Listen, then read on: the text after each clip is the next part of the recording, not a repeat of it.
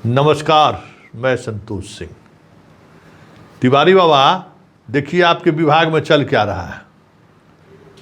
आज हम आपको 2 लेटर दिखाते हैं और उस 2 लेटर के मजमून से समझ सकते हैं आप कि जो अधिकारी सब को जिला में पोस्ट किए हैं वो कर क्या रहा है। और इसको थोड़ा अलग तरीके से भी देखिएगा तो बहुत कुछ समझ में आएगा। ये आप ही के जिले का शिक्षा पदाधिकारी है, एक शिक्षक जो अपने आप को 20 वर्षों से कह रहे हैं कि हम शिक्षक हैं। उन्होंने एक आवेदन दिया। उस आवेदन में उनको बहुत त्रुटि नज़र आई, अशुद्धियाँ नज़र आई, तो सो कॉज पूछ दी है और 3 दिन के अंदर में कहें जवाब देने के लिए, नहीं तो उनको निलंबित कर दिया जाएगा। होना भी चाहिए। ऐसे शिक्षक जो आवेदन भी नहीं लिख पाते हैं उन पर कार्रवाई करिए। दूसरी खबर है, ये भी लेटर देख लीजिए तिवारी बाबा, आपके पटने का है। एक आपके जिला का है, दूसरा आप जहाँ बैठते हैं वहाँ का बात है। एक मास्टर साहब आए ऑफिस, किसी कर्मचारी का हेलमेट लेकर चले गए। उस CCTV फुटेज में कैद हो गया है। तो कहे हैं कि हेलमेट जमा कीजिए नहीं तो आप पर कार्रवाई कर देगा। लेटर देख लीजिए, समझ गए। लगता है डबल चश्मा लगा के बैठते हैं पदाधिकारी महोदय। घूस जिस समय में लेते हैं उस समय में नहीं CCTV फुटेज चेक करते हैं। नहीं तो लोग घूस लेने का तरीका अलग बाबा किए हुए हैं। चर्चा हम उस पर करेंगे, लेकिन शुरुआत हम गोपालगंज के इस अधिकारी से करते हैं। इनको आवेदन दिया गया छुट्टी का, छुट्टी नहीं, ई शिक्षा कोष पर इनका तबादला का जो है सो आवेदन नहीं भर पा रहे थे, तो इसको लेकर उन्होंने आवेदन दिया। उस आवेदन में उनको बड़ी त्रुटि लगी और उसी त्रुटि की वजह से इन्होंने कार्रवाई करने की बात कर दी है। तो ज़रा हमको ये बताइए जिला शिक्षा महोदय, ये सब मास्टर साहब ट्रेनिंग में जाते हैं डाइट पर। अब तो साल में 2 बार जाते हैं लोग। तो जब ट्रेनिंग में जाते हैं तो वहाँ ट्रेनिंग में परीक्षाएं भी होती हैं। तो क्या जाकर करते हैं वहाँ? कौन ट्रेनर कौन है और वहाँ देखता क्या है? इधर तो 3-4 बरस से तो ट्रेनिंग एकदम धुआंधार होता है। तो आप उस मास्टर पर कार्रवाई करिए, अच्छी बात है, लेकिन ज़रा जिस डाइट सेंटर पर जाके वहाँ ट्रेनिंग लेते हैं, ज़रा उस डाइट सेंटर पर तैनात पदाधिकारी, पढ़ाने वाले प्रोफेसर लोगों से भी पूछिए कि पढ़ाते क्या है और कॉपी जांचते हैं तो क्या उसमें करते हैं। क्योंकि आपके इस पत्र से इतनी जानकारी तो हम लोगों को हो गई कि भाई इन लोगों को आवेदन भी लिखने नहीं आता है। और ये कोई पहली बार नहीं है, दर्जनों नहीं सैकड़ों बार इस तरीके की चीज़ें वायरल हुई है, तो हमको पता ही है। लेकिन ट्रेनिंग में क्या होता है जब आप ट्रेनिंग के लिए भेजते हैं शिक्षक लोगों को, तब वहाँ ट्रेनिंग में क्या होता है? ज़रा ट्रेनिंग वाले से शोकज पूछिए, इनके साथ साथ ट्रेनिंग में भी शोकज पूछिए और कितने बार ट्रेनिंग में गए हैं और उस दौरान कौन कौन लोग वहाँ मौजूद रहे, ज़रा उनसे शोकज पूछिए।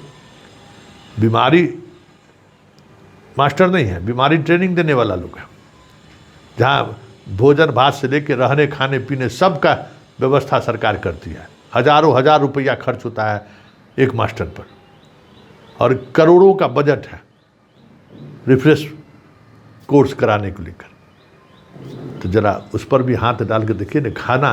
खाना को लेकर तो सवाल खड़ा होता ही था, अब तो सवाल योग्यता पर भी होने लगा है कि आवेदन नहीं लिख पा रहे, तो थोड़ा जवाब आप भी दे दीजिए, पूछ दीजिए उनसे, तब ना समझ में आएगा कि क्या कहाँ मतलब बीमारी क्या है सब। और दूसरा ये पटना वाला हेलमेट इनका कर्मचारी का गायब हो गया।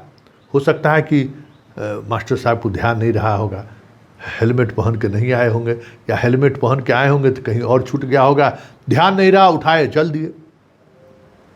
फ़ोन से भी बात हो सकता था, उस मास्टर साहब के पास फ़ोन भी होगा। और अगर मास्टर साहब नहीं माने कि हम हेलमेट नहीं ले गए हैं, तो उनको CCTV का फुटेज उनके मोबाइल पर भेज दिया जाता। अब तो सबके पास एंड्रॉयड मोबाइल है कि देखिए हेलमेट आप ही ले गए हैं, आप इसका पैसा दीजिए, अरे हेलमेट का 2-3 हज़ार रुपया दाम होगा।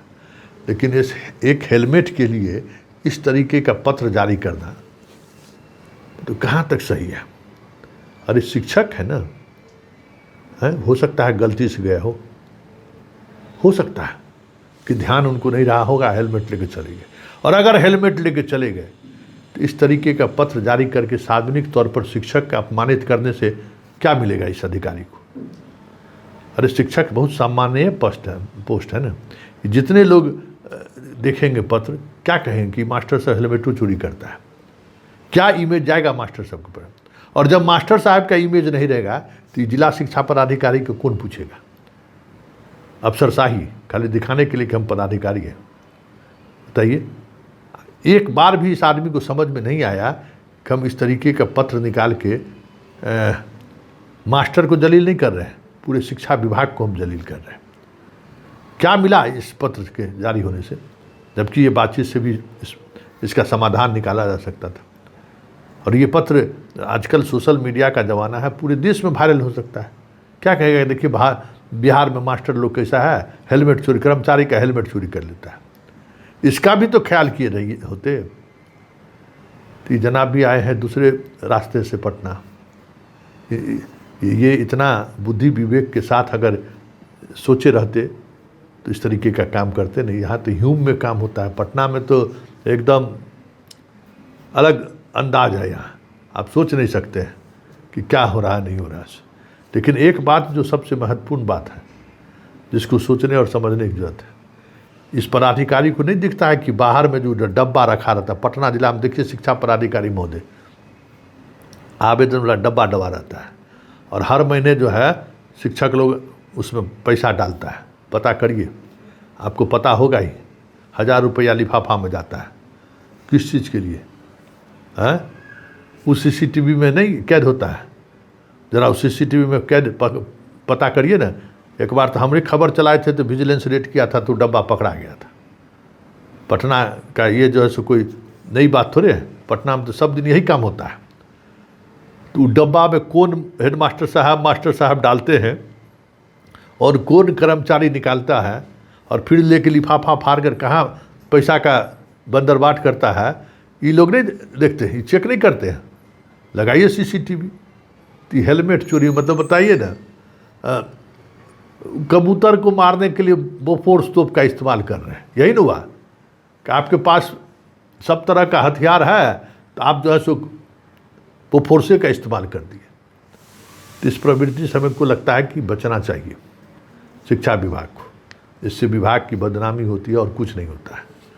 और एक हेलमेट के लिए एक आवेदन अशुद्ध लिखने को लेकर अगर सार्वजनिक तौर पर ये खबरें मीडिया में आती हैं, तब तो आप बच जाएंगे क्या? किसी दिन आपकी भी कुछ खबरें छप जाएंगी इसी तरीके से। मीडिया वाले को क्या है, खबर चाहिए।